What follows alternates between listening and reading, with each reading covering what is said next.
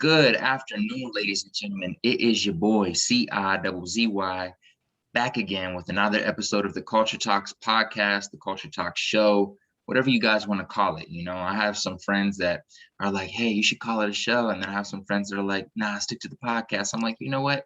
It's whatever you guys want it to be. The community can decide for yourselves. As you can see, I have a culture hoodie on today. I was going to rock at the Culture Talks t-shirt, but I gave all of them to my girlfriend because she went to Los Angeles. But yeah, we're back with another episode. I'm so thankful for you guys tuning in. Everyone that listens, reshares, comments, leaves any reviews on Apple Podcast. I appreciate your guys' support because, that is the only way we can grow. And I tell you guys every week, I'm going to come back with the fire guest, and we've done it once again.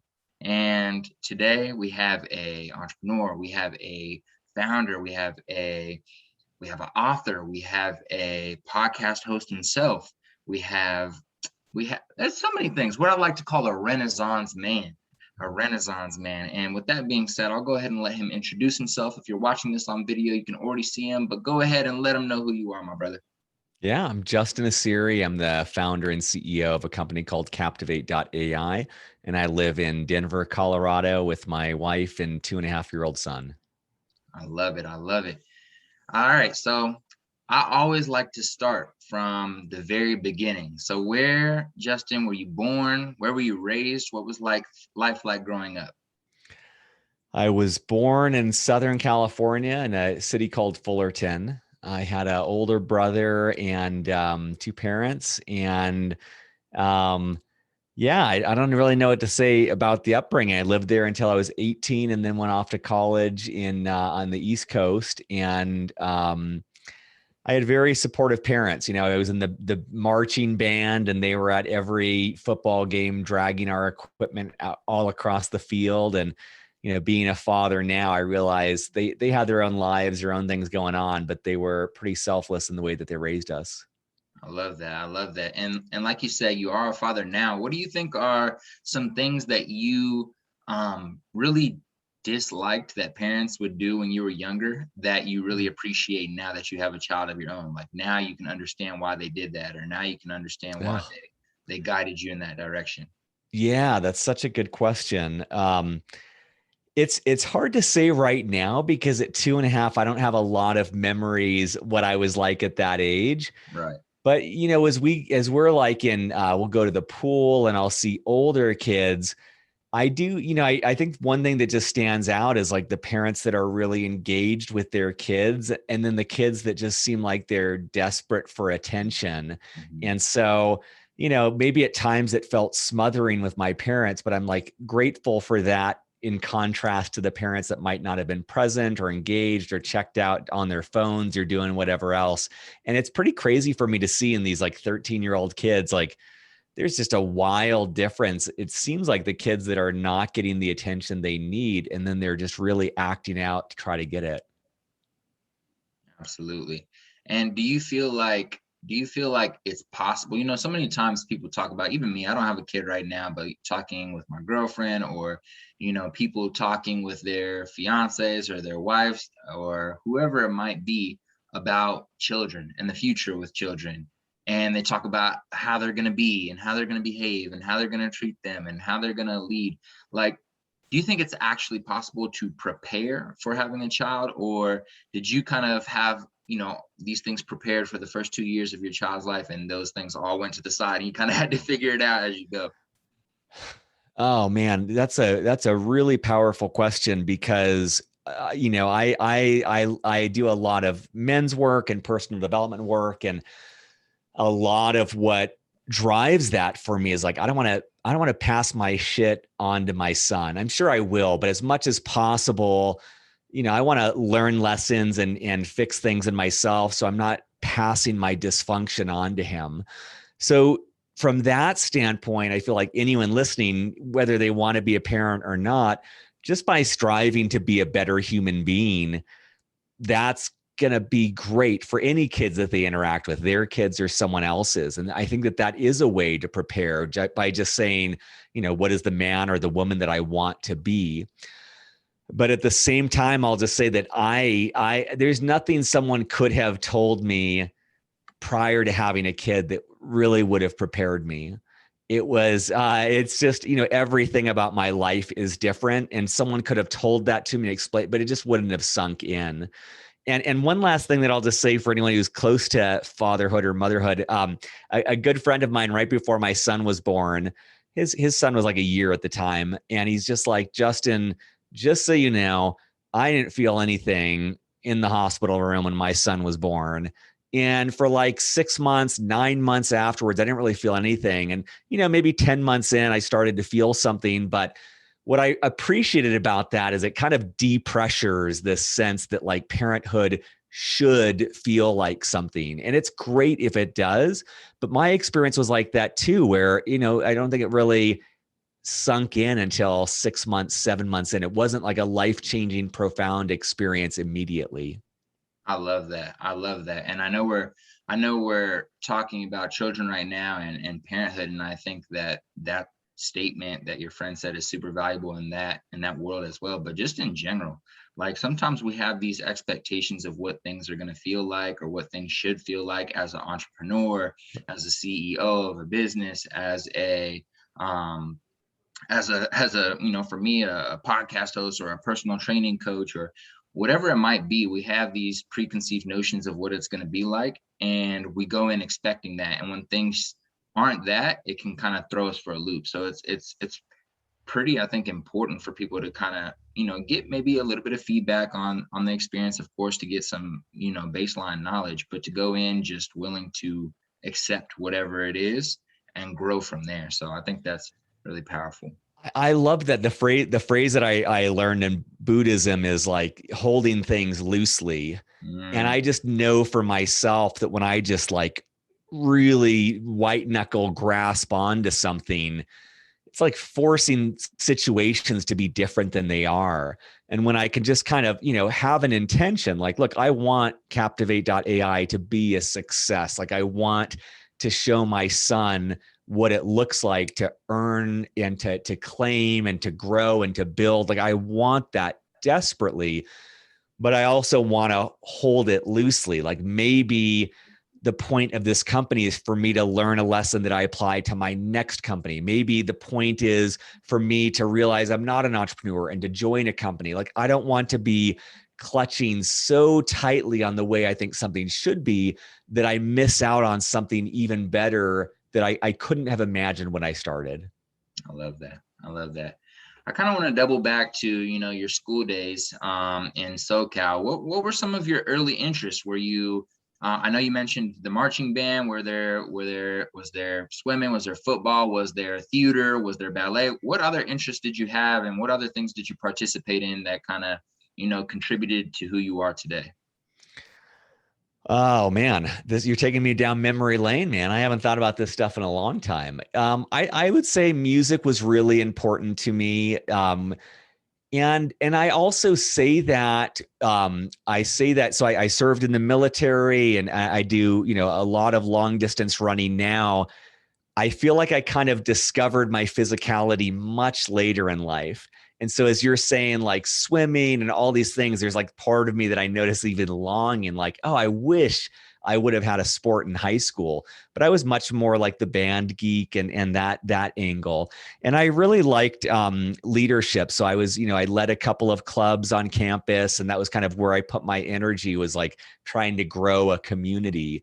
And I'm grateful for that experience because, it's definitely a part of what I do in marketing, which is trying to foster a sense of community.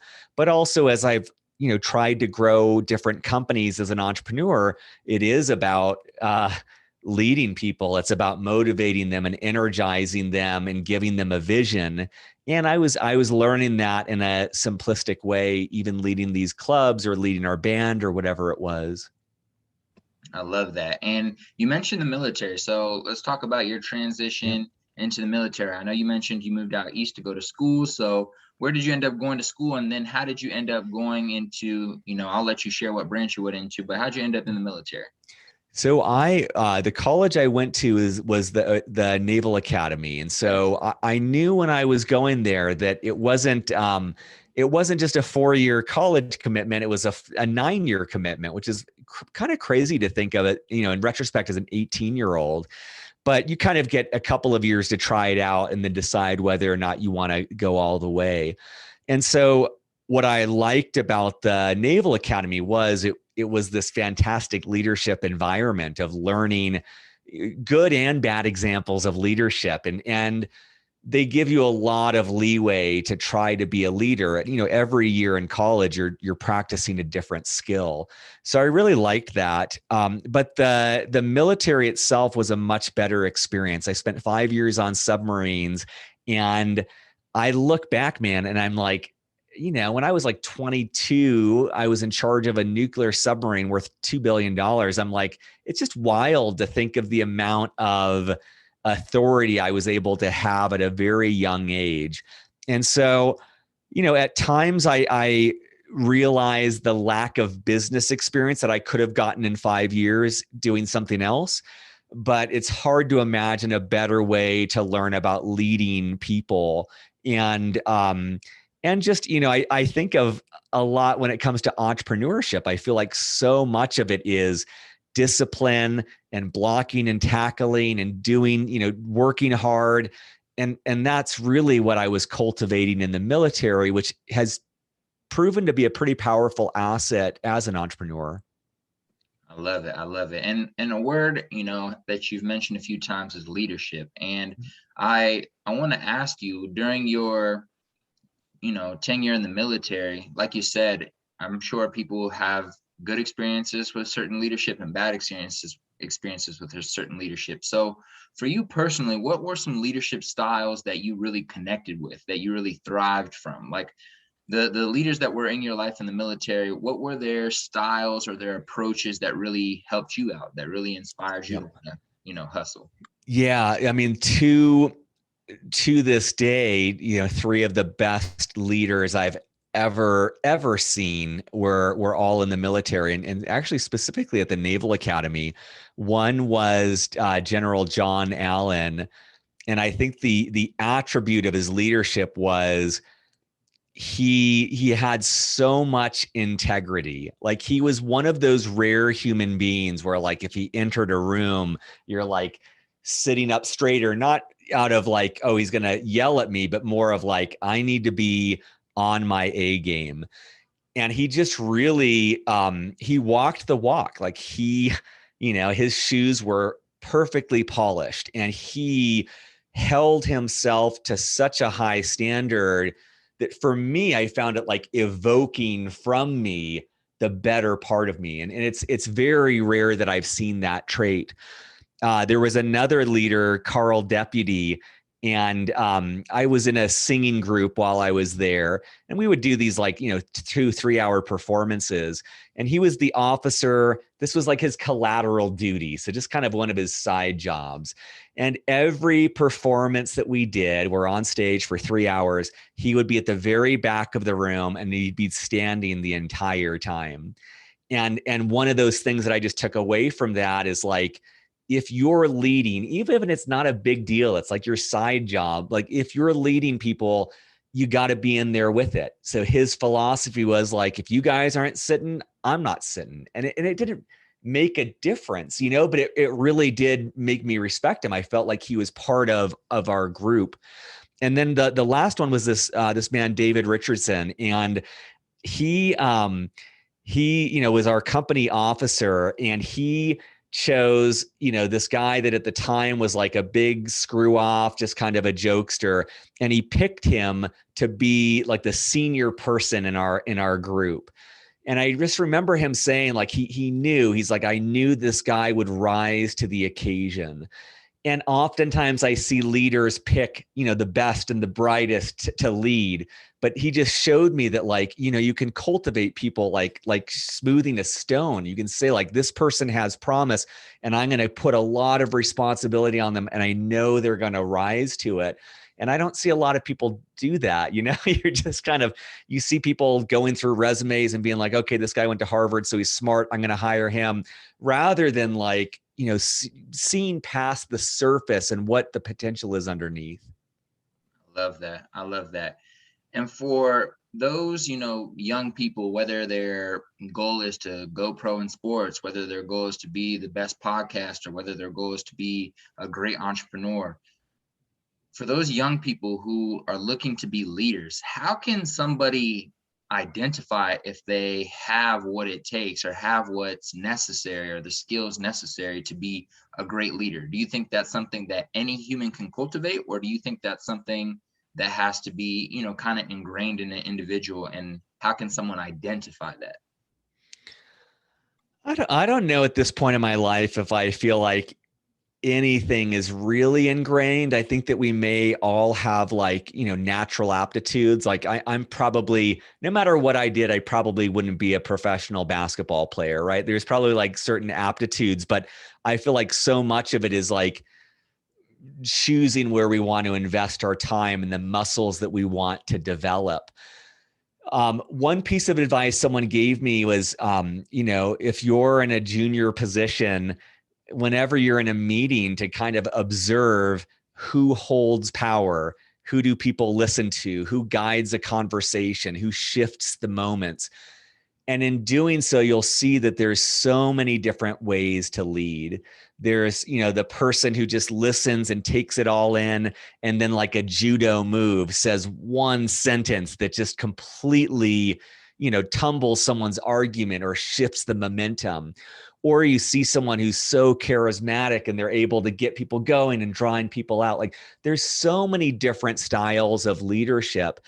And why I think that's important is I identify as an introvert, an extreme introvert. And many of the popular examples of good leadership, I identify with extroverts, people who are just outgoing and the life of the party. And I think it's important for listeners to know there's many types of leadership. There's many types of leaders, which means it's just about figuring out what your style is, practicing it, being willing to make mistakes, and also choosing your role models that you can learn from and apply to your own craft. I love that. I love that.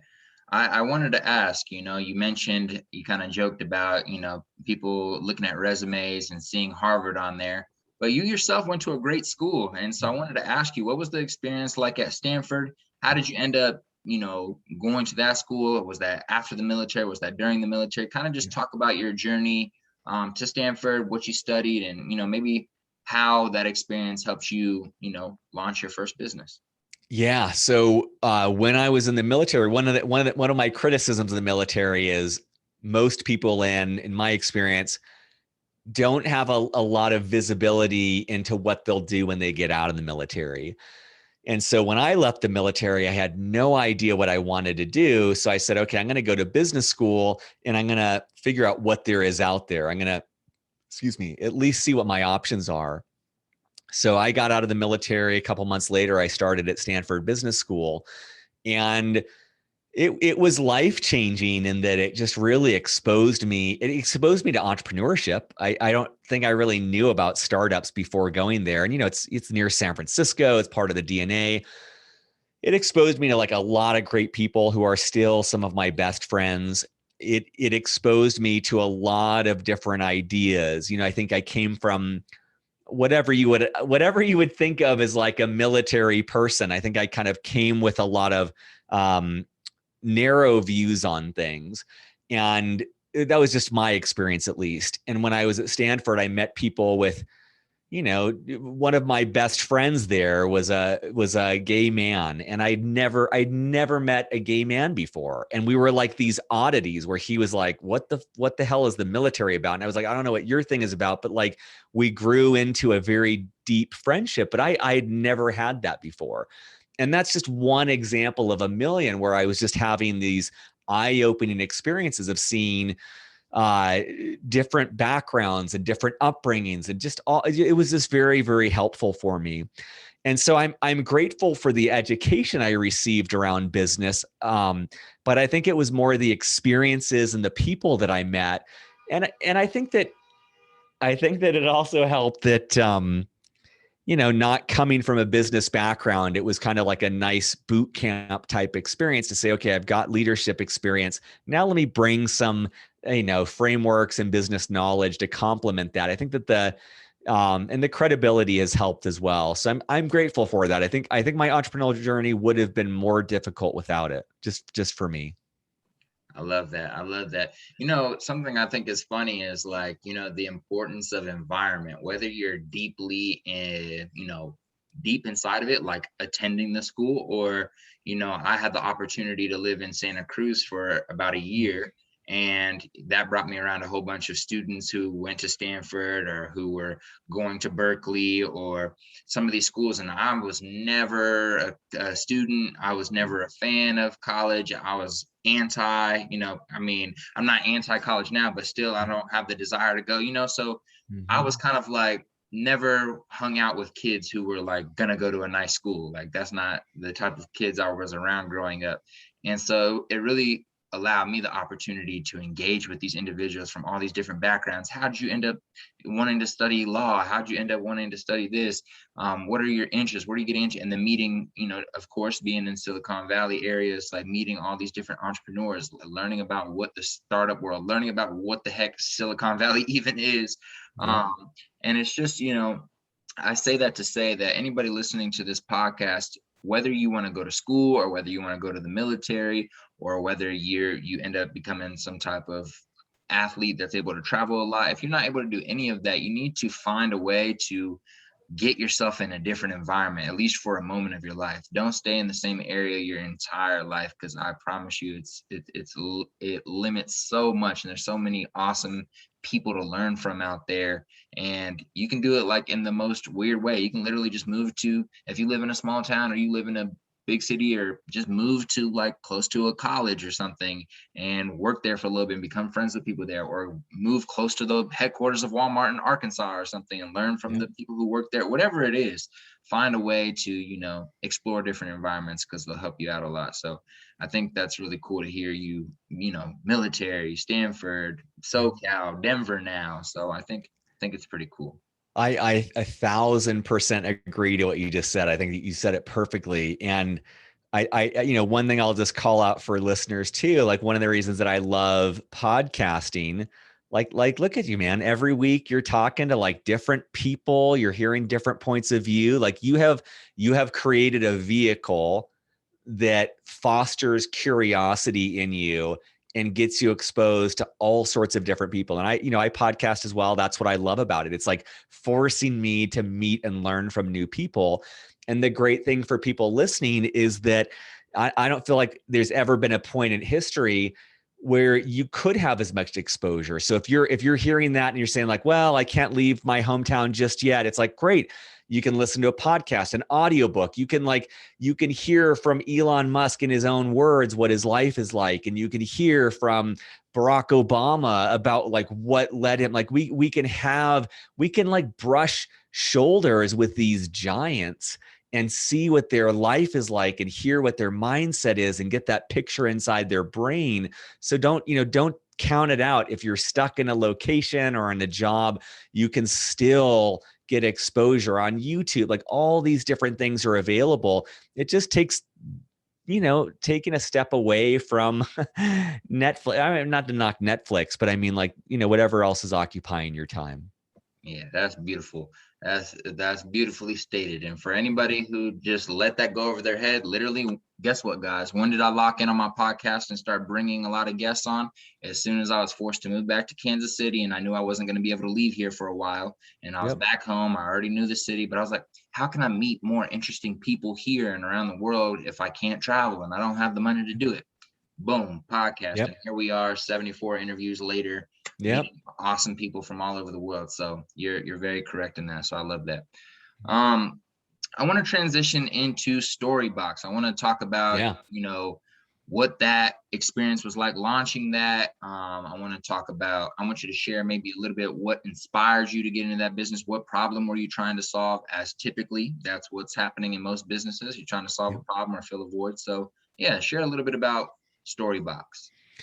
So I went to business school at Stanford. I wrote my essay saying, hey, I'm a Navy guy. I'm going to go to business school, and then I'm going to go to a really big consulting company and learn how to run a company.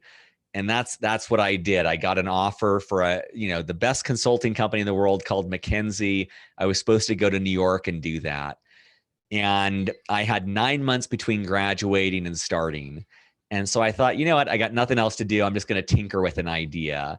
And the starting point of the idea was preserving life memories.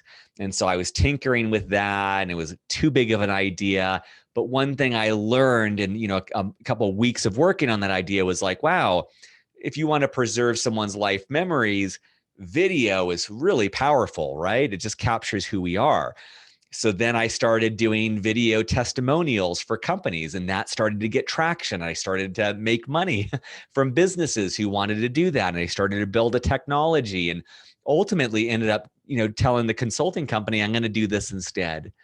And so that was really the starting point of what became Storybox. And I raised a lot of money. I raised $3 million from Google's chairman, Eric Schmidt. And we, built this big platform and technology around video testimonials.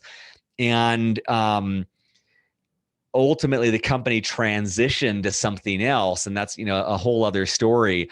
But it was, what I'm grateful for is that first company was a chance to realize you can find a pain point, you can come up with a solution. And if there's enough people that have that pain point, you can make a living off of it.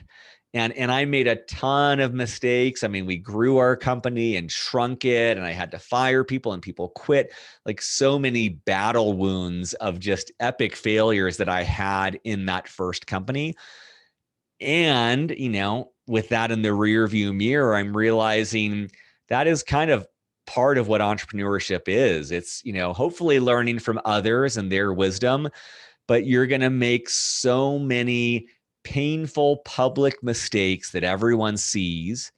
And sometimes I believe that the best entrepreneurs are the ones, probably like the best basketball players. Like, what do they say? It's like a high school basketball player takes like 30 seconds to recover from a mistake, or a minute to recover from a mistake. And like an NBA player, it's like 2 seconds. And I'm like, I want to be the NBA version of an entrepreneur, the one who can like have an idea blow up in my face and it be all over LinkedIn and everyone making fun of it, and just be like, whatever, this is what I learned, I'm moving on. Yeah. I love that. I love that. That's a great analogy as well, because I was literally just listening to a podcast on the way back from the gym, the Nike podcast of Ryan Flaherty or whatever, and he was talking about that same thing, about how athletes are able to, transition from, failure to try again in like a snap. And for day-to-day humans to be able to develop that skill would be so valuable. So I love that. My favorite, I'll just add to that really quickly. My favorite quote, I heard it from Tony Robbins, but he probably, got it somewhere else. But he says, business is 90, or entrepreneurship is 90% mindset, 10% skill set. And whether it's true or not, I love that, because it's about, the most powerful muscle that we have. Like, how do we train our minds? And it's something I'm still, really trying to work on, is what are the mindsets that hold me back, or like a little thing, like I'm not a natural salesperson, but like, what is it in my head that keeps me from on a call being like, hey man, we charge this amount of money. Do you want to do it? Yes or no? Like, how, like that something makes me really uncomfortable putting someone on the spot, but that's just mindset. That's just psychology. And I feel like that stuff we have to constantly be sharpening and overcoming as entrepreneurs. Yeah, I agree. So you had to lead, a pretty solid team at a Storybox, a pretty good amount of people. I think oftentimes when people think of leadership, they think more of, a name tag, yeah, principal, CEO, whatever it might be. They think that the name tag is what, decides whether you're a leader or not.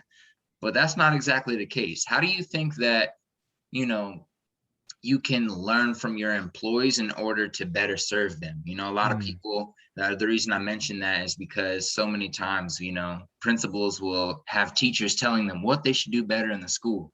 But because they're the principal, they're like, nope, Yep. I'm right. I got the right direction. I got the best route. But how do you think you were able to learn from your employees to be able to help them become better, and then also, you know, in return, help the company become better?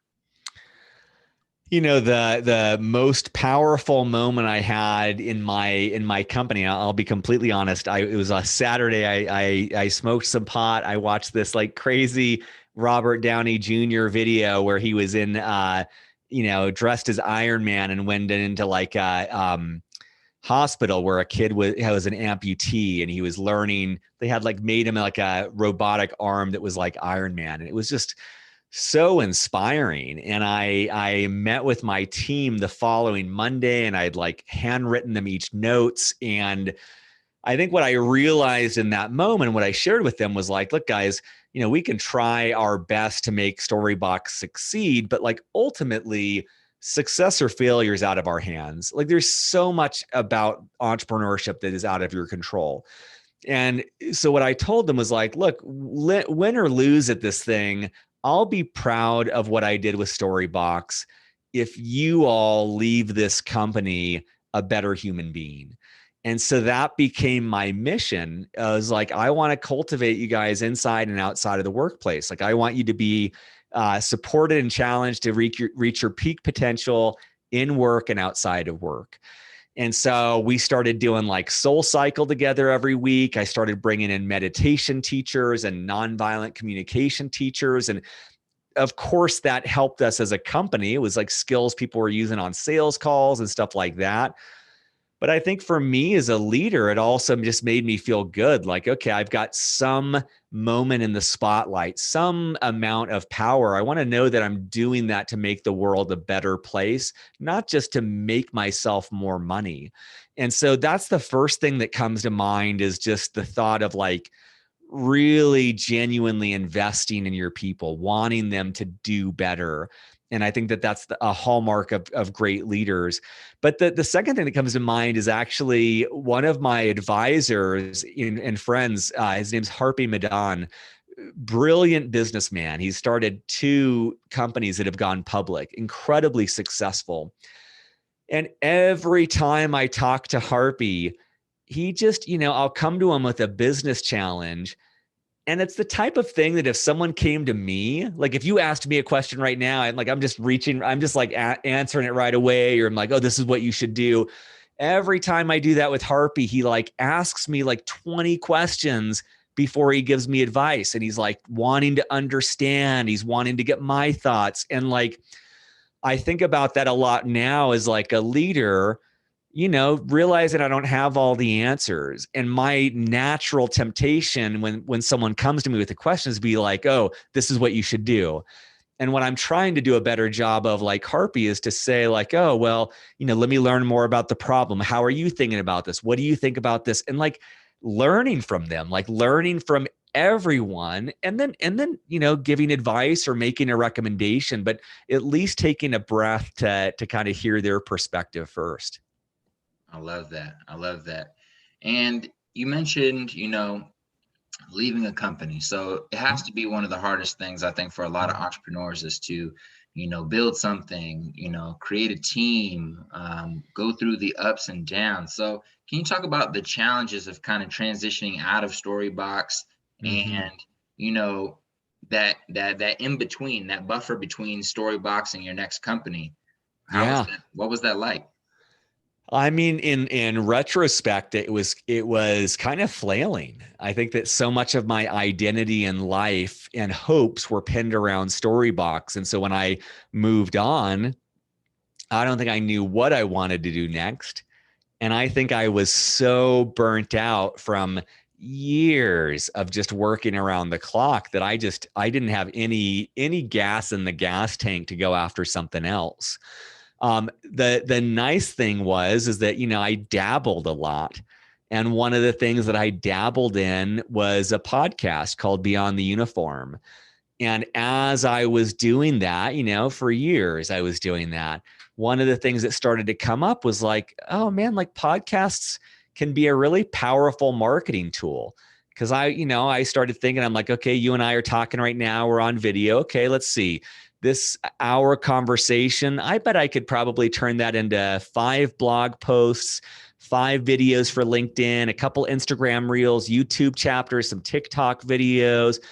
And from Storybox, I knew that marketers struggle to have content to be posting. They got to post every day on 10 different channels. And so, at the time, it often felt like the couple of years after Storybox, like I felt like I was in the desert wandering, looking for the oasis, looking for the next thing. And in retrospect, I think it was me just meandering and taking in information, and it led to my current company, Captivate, which literally works with companies to start podcasts that turns them into social media content. So it's just kind of funny that the story changes based on when you're hearing about it. And if you had asked me a year ago, I think I would say man, after Storybox, I really lost my identity. And a year later, I'm saying, that period after Storybox led me to start my next company, Captivate. And I don't know if I could have rushed that. I think I kind of needed that time to recharge, reorient, figure out who I was and what I wanted to do next. I love that. I love that. I do want to talk a little bit about Beyond the Uniform. So the podcast helps veterans transition to civilian life. And then also the book I saw via Kindle that you authored is also around the same topic. So can you talk about what, you kind of mentioned earlier in the podcast, but can you talk about what inspired you to do that and maybe the framework that you utilize to be able to help people, be able to transition? Yeah, my pain point was I had no idea what I was going to do when I left the military. My solution was go to Stanford Business School, which cost, $130,000. And I realized that's not a one size fits all solution. Not everyone can do that. And it worked great for me, but what about the hundreds of thousands of people that leave the military every year? And I was just kind of sitting with that for a while, for months. I had no idea what to do about it. And I was in the Portland airport listening to an episode of Tim Ferriss. And I was like, wait a second. I don't have to have the answers. I just got to have curiosity. And I can do what Tim is doing. I can go find, the former CEO of Pepsi, who was a Marine. And I can learn about, man, how did you go from being a Marine to the CEO of Pepsi? And I can go to, I can spotlight hundreds of different career options and learn about what they like, what they don't like, advice if someone wanted to pursue that. And it just became so energizing because I thought I love meeting people. I'm going to be able to meet all these people. And I didn't want to have to research all this, but you've done your homework for me. It's the same thing. I would do that for my guests, of learning about their background and being curious. And so it's been great. Over 405 episodes, and I've just met people I would have these people would have never talked to me if I didn't have a podcast. And I'm, talking to Jocko Willink and the chairman of the Joint Chiefs of Staffs and these incredible people. And what I'm grateful for is that I get an hour of free mentorship. And you can relate to this. And we talked about this earlier. It's Absolutely, how cool to get in the mind of someone who's different than I am, has had different experiences. And I almost always walk away with something I can apply to my own life. I love that. I love that. And I'm not gonna say that this is absolutely accurate, but I've heard the statistic over and over again about some large percentage of podcasts never make it past the 3rd or 4th episode. I'm sure. And what I think I've learned is that people have to be, and I'm saying this because, I've been trying to figure out ways to guide people towards starting their own podcast and providing some baseline information so people can find it more easier. But I think no matter if you have everything you need to start a podcast, you have to be really committed to the purpose behind, why you're starting this podcast. And if you don't actually have something you can connect to, and I know this is such a cliche saying, they say it in business all the time. What's your why? What's your why? They say it in my lane of business and personal training all the time. Find out their why.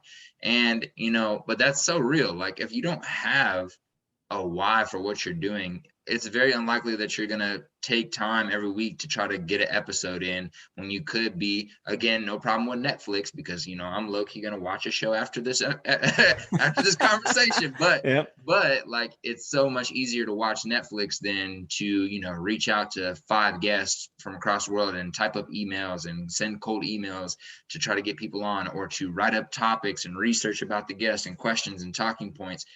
It's so much easier to just not do that, especially if you don't have any reason for really doing it. And I kind of just realized that right now, because I'm like, well, of course you would keep doing Beyond the Uniform. Like, see how powerful that is, how important it is. Like, we hear about so many, difficult situations, veterans face once they leave the military. Like, it can get really sad, and so I think that what you're doing is so important, and I don't have any family for really that ever went to the military, so I may not have a connection to it, but I know that there are millions of people out there who have seen, uncles, cousins, brothers, sisters, aunties go through some really tough times, after they exit the military. And I think that your podcast is really properly helping so many people. So keep that up. I love it.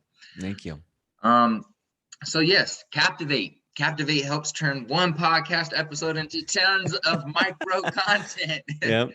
So that's so awesome, man. Like I love this idea. And it's one of the other reasons that I started doing podcasts too, is just like, there's just so much content that you can pull from it, that you can build your brand upon, that you can market with. There's so much. And I learned from Gary Vee. I mean, Gary Vee is one of the first people who kind of like got me into podcasting, really. Is like, he's like, you want to build your brand, start a podcast. Like, and then he's like, you can turn it into this piece. And he has his videographers who would show how they would like break down this podcast interview, put it in this, turn this into an audio clip to put on this, to put in. And I'm like, wow. I'm like, wow. So you've been able to turn that into an amazing business. How's it been? How's that experience been, building a team around it, building a community, getting people engaged and using the platform? How's it been? It's been therapeutic, man, because I made so many mistakes with Storybox, and I'm literally 10 years older starting this company, and I've changed. I've learned more. And so it's nice to see things that I did at Storybox that were right, but didn't work out there. And I'm doing them now and they're working well. And it's great to see ways in which I can like approach this company differently and do it differently and do it in a way that's better for me and more true to who I am. So that's been awesome to like I just feel grateful to get another at bat to try to do better and try to improve and to sharpen a skill. And, true to my experience with entrepreneurship, there's still, I'm maybe 9 months in on Captivate, there is an overwhelming amount of ambiguity. There is so, on a daily basis, there's so many things that I could spend my time on. And, it's everything from, do I have the right product, but I just haven't found the right market to sell it to? Or do I just need to keep on changing the product to have it land better? Like there's just these like diametrically opposed directional questions. And so for the most part, I enjoy that, but there's just, on a weekly basis, moments where it's pretty overwhelming. And it's, sometimes I'm longing for clarity and certainty, but that's just not in the cards for a while. And so it can be very addicting, the thought of building something new and the exhilaration of seeing it grow. And it also comes with these low points of losing deals or losing customers or not knowing that the product is right. And so I just share that because I almost gave up in entrepreneurship because I just expected things to be easy because that's what seems like in popular media. Yeah. But I think it's important, to pay it forward to the next generation of entrepreneurs listening to this, that to just know that there's it is a very difficult road, and it can be very rewarding and very lonely and very fulfilling and very frustrating. It's all of those things. And so to not to give up if you encounter significant friction and frustration on your journey. I love that. And like you're mentioning, man, there's so many emotions that come with, starting a business. And with these emotions, what's really required that I think a lot of people overlook is wellness, just overall wellness of the mind, of the body, of the spirit. How are you able to incorporate that into your life? What does that look like for you? A founder of two businesses, a podcast that's been going on forever, a father, a husband. What does that look like for you?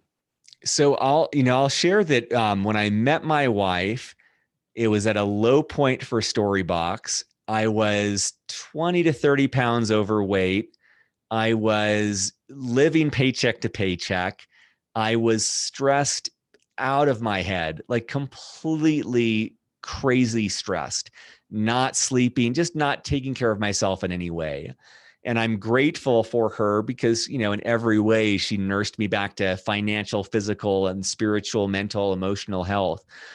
And that's been one of the big things with Captivate is I know how exhilarating it is to work 18-hour days. But the truth is, I'm a much better entrepreneur when I have my hour to go for a run, when I have quality time with my son, when I'm able to read something or watch TV. I know there's these little building blocks that I need in my life. Meditation is really important to me. Men's groups and connections, all of these are kind of like lifeboats for me that keep me stable. And while that doesn't allow me to do 18-hour days, it allows me to keep going day in, day out and be more productive, happy, and fulfilled than without doing them. So that's probably the biggest thing I'm doing differently with Captivate is I don't want to just work 120 hours a week and then with the hopes of making millions and millions of dollars. I want to be able to do this for the rest of my life if that's what it takes. And that means I've got to have a long-term mindset. I can't be just burning myself to death. I have to take care of myself. And that actually leads to better work. I view entrepreneurs as artists. And I think that to really be the best artist we can, we have to foster our creativity. We have to have time in solitude. We have to have time to replenish. We have to have time doing other things. And last thing I'll say on that is that the best breakthroughs I've had in both companies have not been in the office. They've been, out running. They've been out on the weekends, doing something else. And so you've got to have that time to allow serendipity and inspiration to come. I love that. Justin, this has been a great conversation. I love all of your answers. I love your energy and your what's it called, exuberance when you speak. Thank you. I do have a few more questions for you, and then I want the guest to know how they can support you, know where they can find you at, and we'll get to that here shortly. So the last few questions I have are, do you believe that there's some sort of pattern or maybe a formula to becoming a successful entrepreneur?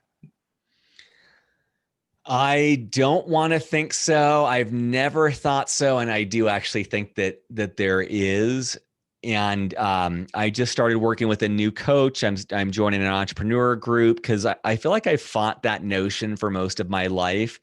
But I think that there are patterns, or there's at least actions that I could take consistently that increase the probability of my success.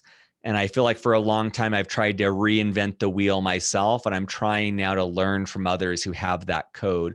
So that's not to say that you have to look a certain way or be a certain way or act a certain way to be an entrepreneur. But I would say that there's I've gotten into running a lot, and it's like, yeah, there's commonalities there. Yes, everyone's body is different, but there's certain techniques that you can learn that will help you run longer and faster and further, all of those things. So it's kind of like, I want to have those skills on my tool belt to be able to apply them. I love that. I love that. And the last thing I wanted to talk to you about is you mentioned a few times retreats, men's groups. Mm-hmm. So during my research, I saw that, actually this research was provided to me. So thank you to your team. Yeah. But it was mentioned that you enjoy silent meditation retreats and that you also lead men's groups for military veterans. When did that start? And how do you for other people out there who want to lead a group of people who they feel like need them, Yeah. or whether that's it doesn't have to be grown adults, it doesn't have to be military, it could be a group of kids, it could be a religious men's group, a prayer group, whatever it is. How did you go about putting that together and building a community and making those retreats happen over time? It wasn't intentional to lead. And I started meditation, I said my wife kind of got me into shape, and I started seeing a therapist, me into meditation, which led me into retreats, which led me into a lot of, almost a decade of personal growth work.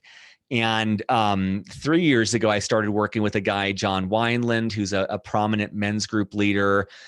And, I did like 2 intense years with him, like hundreds of hours. And along the way, he just kind of said to us of like, okay, you guys have all been doing this for a while. If you really want to deepen, you have to start leading. And that kind of pushed me out of the nest at that point, 8 years of experience to start sharing some of that. So I think the first thing that I would just say is that, don't feel like you have to lead from day one. Like there's a lot to be learned, and take the long game. But I'll also say that in leading my groups, it's really forced me to deepen. It's really forced me to face a lot about myself that I don't like. It's really forced me to grow in a way that I don't think I would have been compelled to if I was just a follower. I love it. I love it. So why Denver? You left SoCal, you were in SoCal for 18 years, then you went to school out east, and then you went back to California to NorCal for school. You're in Silicon Valley, around entrepreneurs, around startups. Why Denver? Part of it was my wife's family was all out here, but now that we're here, it's I just love Colorado. I really love being out in nature, and I really love being active. And if you love nature and you love being active, Colorado is a great place. And it took a lot for me to leave San Francisco because it feels like tech mecca, and that's true in many ways. But I kind of took the bet that like I want to plant myself in the most nourishing soil for who I am.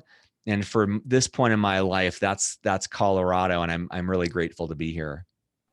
I love it. And my final question for you today, Justin, is it's your last day on earth. You've lived a great life. You've done everything you've wanted to do. You have a group of 10 great grandchildren sitting in front of you, and they ask you, what is the key to living a healthy and prosperous life? What's the piece of advice you're going to give them?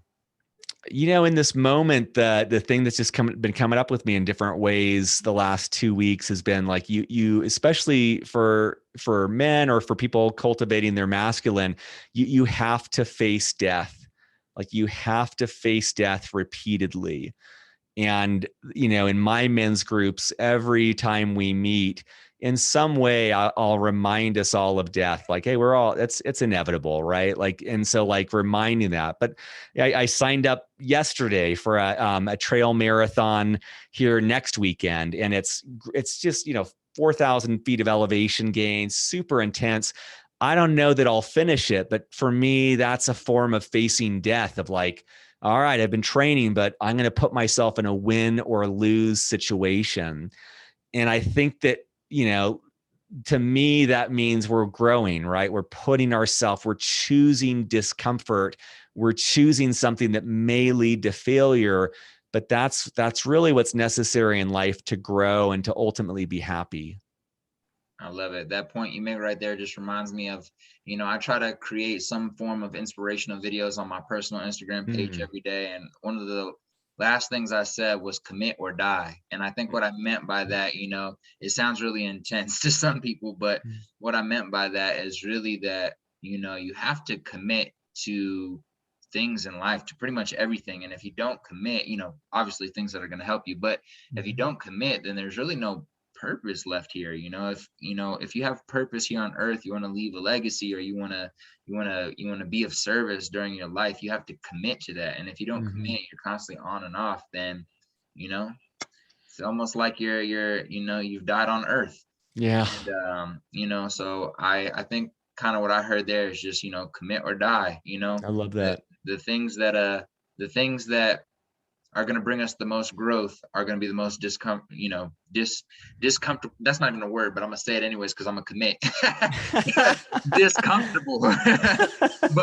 but anyways, I love that. I really love that. So before we get out of here today, Justin, can you please share with the guests who listen to this podcast where they can find you and support you on social, how they can reach out to you if they want to, have you on a podcast, and how they can support your, business right now and any future business ventures?